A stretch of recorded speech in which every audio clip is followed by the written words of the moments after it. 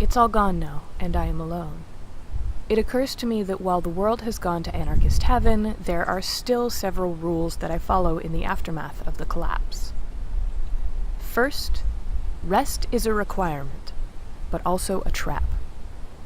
Being caught up in depression often means that one of Newton's laws is obnoxiously evident, commonly referred to as an object in motion will stay in motion, but an object at rest will stay at rest.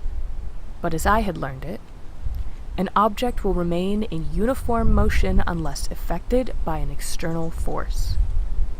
But having depression makes it feel like you're a cart with something stuck in the front wheel.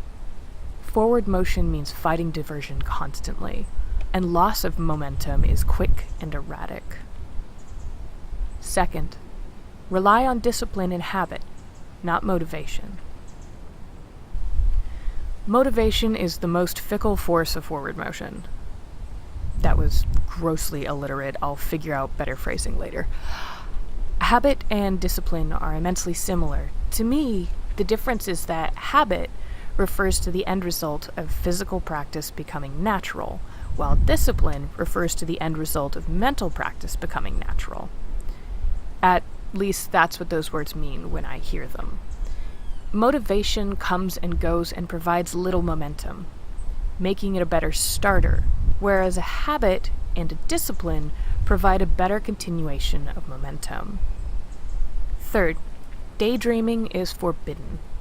Allowing oneself to daydream can be deadly. Becoming so mentally ingrained in a fantasy you forget where you are means you cannot focus on the task at hand.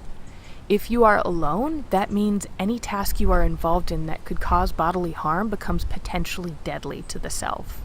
If you are in a group, that means any task requiring attention to detail becomes potentially deadly to yourself and others. The possibilities and results vary widely for this one, but that is the simplest way to express it. For me, every task is potentially deadly if I am not attentive at all times, even sleep.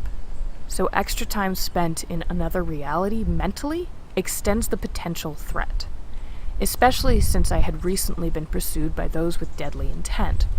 I cannot be sure that they have stopped hunting me. Therefore, every waking moment spent at less than full attention is potential for death. Fourth, daydreaming is unavoidable. You can't stop your brain from wandering, and on occasion, you should let it, despite what I said in Rule 3. This place we're in is terrible now, and your brain needs a break from tragic reality to practice hope. You must measure the potential for a threat against your life with the threat against your sanity and weigh which is most at risk in the moment. This can be trying, as sometimes the threat of both is equal, or both are so dire you have to choose between them. Keeping in mind that if life is taken from you, the potential for sanity ends, while the same is not true of the opposite. So the question becomes, how do you want to live?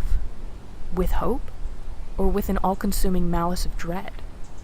After all, when nothing is left, hope becomes the money you spend every day. And the fifth, there is absolutely a healthy dose of nihilism, and when everything is gone, you better get used to it. To break everything into a dichotomy or even a trichotomy is false. But when you break things down to bare basics, it's good to build your roots at 2 or 3. A tiny bit of hope is a harsh contrast to a high amount of dread, but it aids with balance. Whereas not giving a shit commonly gets a good result when exercised on occasion. And even before the collapse, a healthy dose of nihilism went a long way. You shouldn't have to care about everything all the time. It isn't healthy. Take a break. Step back. Stop caring for 2 fucking seconds.